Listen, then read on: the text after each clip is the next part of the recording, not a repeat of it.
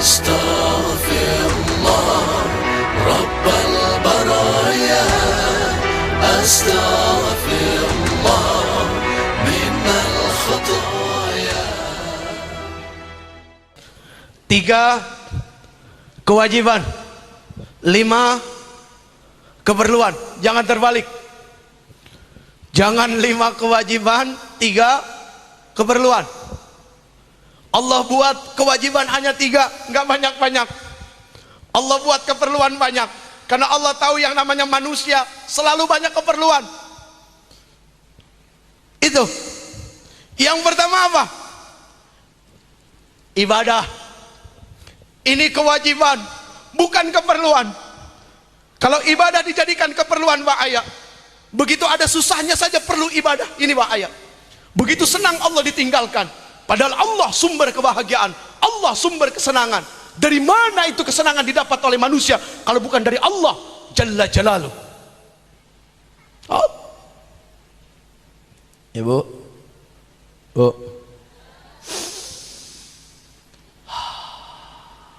ini mengambil nafasnya siapa ini?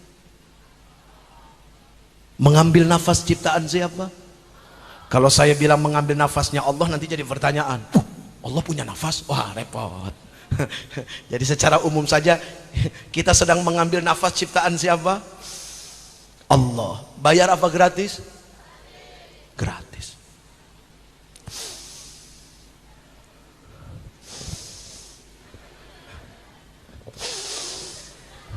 Gratis, gak bayar. Betul nggak? Gembel, orang kaya boleh gembel dengan orang kaya depan-depanan, boleh, nggak apa-apa, boleh. Dalam satu ruangan bos sama karyawan bernafas sama-sama, dapat hak yang sama, tidak dikurangi sedikit pun oleh Allah Subhanahu wa ta'ala. Yang jenderal sama yang kopral duduk dalam satu ruangan, hak nafasnya diberikan oleh Allah sama, tidak dikurangi sedikit pun oleh Allah Subhanahu wa ta'ala. Betul nggak kira-kira? Jangan dibetulin dulu, mikir dulu. Jenderal bernafas, kopral dari belakang.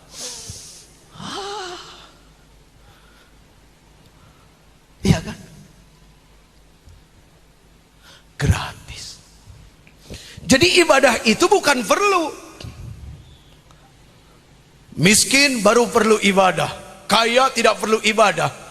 Karena ibadah ini adalah kewajiban. Kaya wajib ibadah, miskin wajib ibadah.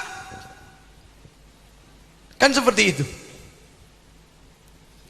Meskipun ada ibadah berjamaah, salat berjamaah, tetap tanggung jawab masing-masing kepada Allah. Itu hakullah. Allah wajib disembah, bukan karena Allah kepengen disembah, tidak. Tapi kita yang butuh kepada Allah, bukan Allah yang butuh kepada kita. Kita yang butuh kepada Allah. Tidak percaya silahkan dibuktikan perkara butuh dengan tidak butuhnya.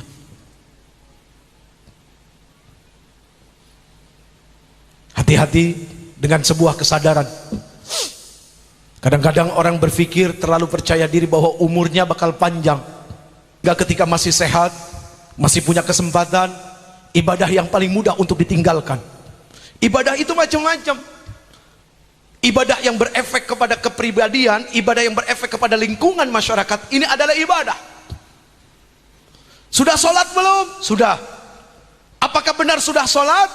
Ini pertanyaannya. Kalau saya belum pernah sholat, ibu, bu, si Jepri belum pernah sholat, belum pernah sholat yang benar, sholatnya masih kacau. Mau mengaku sholat yang benar susah, apalagi ketika disambungkan dengan nilai akhlak. Karena inna sholata tanha anil fahsyai wal munkar. Sesungguhnya salat itu mencegah pelakunya yang salat itu dari berbuat keji dan mungkar. Ketika salatnya sudah berbuat kejinya terus, ketika salatnya sudah mungkar terus, pertanyaannya, apakah sudah salat? Itu dia. Apakah sudah ibadah? Ibadah itu kan pengabdian diri, penyembahan secara total kepada Allah dalam bentuk yang begini, dalam bentuk yang kemana-mana. Ibadah. Jadi yang pertama ibadah, kewajiban yang pertama ibadah. Kewajiban yang kedua khalifah. Apa khalifah artinya? Khalifah artinya adalah pemimpin. Pemimpin yang gimana? Pemimpin yang bagaimana yang dimaksud oleh Allah Subhanahu wa taala? Apakah presiden? Bukan. Apakah gubernur? Bukan. Apakah bupati? Bukan. Apakah camat? Bukan. Apakah lurah? Bukan. Apakah RW? Bukan. Tapi khalifah yang dimaksud pemimpin di sini adalah apa? Diriin. Dan ketika Allah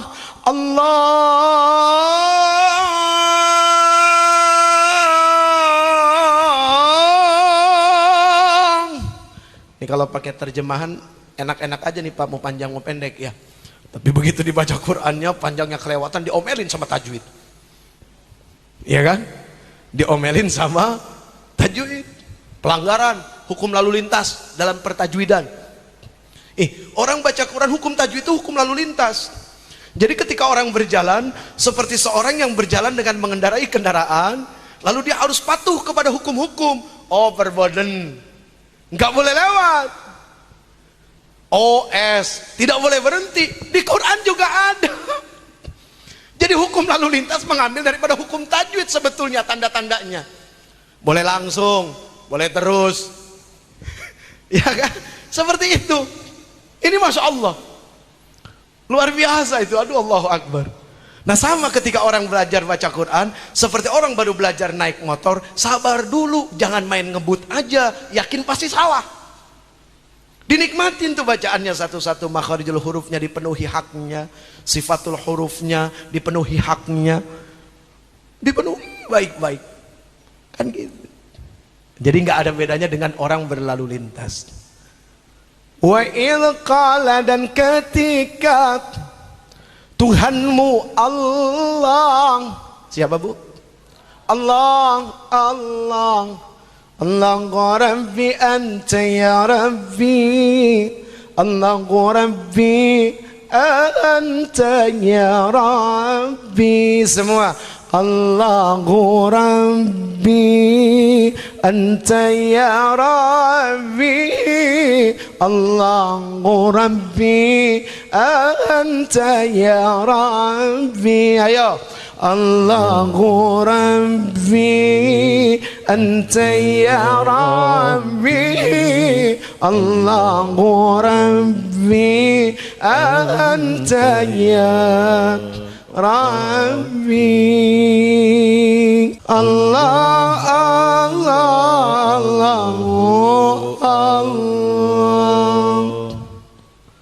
Cuma nama ini Bu yang bisa bikin tentram. Dan ketika Tuhanmu berfirman, berkata-kata kepada para malaikat, sesungguhnya aku akan menciptakan khalifah. Siapa khalifah? Pemimpin. Yang mana ini pemimpin? Diri sendiri. Siapa yang dipimpin? Mata. Siapa yang dipimpin? Mulut. Siapa yang dipimpin? Telinga. Terus sampai ke bawah. Jangan sampai mata yang memimpin. Kalau mata yang memimpin, saenake dhewe. Kalau mulut yang memimpin akan ngomong apa saja, nggak peduli itu menyakiti atau tidak. Tapi ketika mulut dipimpin, mata dipimpin, semua dipimpin, ada dalam ketertiban dan aturan Allah Subhanahu wa ta'ala. Selebihnya si khalifah ini besok jadi suami, dia memimpin keluarganya. Besok diangkat jadi lurah, dia memimpin masyarakatnya. Besok diangkat jadi gubernur, dia memimpin masyarakatnya. Terus diangkat jadi presiden, pemimpin perusahaan, dia memimpin orang lain. Tapi intinya adalah apa? Memimpin diri sendiri dulu. Tidak akan mampu seseorang memimpin orang lain kalau dia tidak mampu memimpin dirinya. Ya Bu, Bu. Yang ketiga, apa yang menjadi kewajiban manusia adalah dakwah. Kuntum khaira ummah ukhrijat linnas ta'muruna bil ma'ruf wa tanhauna 'anil munkar. Kalian adalah umat yang terbaik yang pernah Allah ciptakan di antara sekian banyak umat-umat yang lain. Apa kebaikannya? Apa yang membuat mereka menjadi terbaik? Selalu mengajak kebaikan kepada orang dan mencegah daripada keburukan. Jadi karyawan, bawa nilai dakwah ke kantor, ngajak kebaikan, cegah keburukan. Jadi apapun bawa nilai dakwah. Jadi bicara dakwah bukan cuma bicara ustaz, tapi kewajiban individu diri pribadi mendakwahi diri dan mendakwahi orang-orang yang ada di sekeliling. Itu dia yang menjadi 3 kewajiban. Yang pertama ibadah. Wa ma khalaqtul jinna wal insa illa liya'budun. Yang kedua khalifah. Yang ketiga dakwah. Ini 3 kewajiban yang wajib terus dijalankan dan dipenuhi. Kalau ini sudah dijalankan dengan baik, istiqomah, profesional, terus menuntut diri untuk melakukan dengan penuh tanggung jawab dan hanya mencari keridhaan Allah, maka tidak usah khawatir dengan 5 keperluan ini. Apa 5 keperluan ini? 1, masyrubat wa makulat, makan sama minum. Ini baru keperluan, makan sama minum. Kira-kira kalau kenyang perlu makan enggak? Nggak perlu. Kalau orang kenyang disuruh makan, dipaksakan makan, yakin makannya basa-basi. Sementara Islam tidak pernah mengajarkan basa-basi. Makanya Mas, kalau besok bikin kopi, tinggal 1 kopinya, nggak ada yang lain, datang orang jangan suka nawarin. Soalnya tinggal 1. Islam nggak kenal basa-basi. Ketika nawarin, Mas kopi Mas, itu betul-betul nawarin, bukan basa-basi. Nggak ada di sini nawarkan di hati, mudah-mudahan nggak mau, mudah-mudahan nggak mau. Enggak. Islam nggak ngajarkan begitu.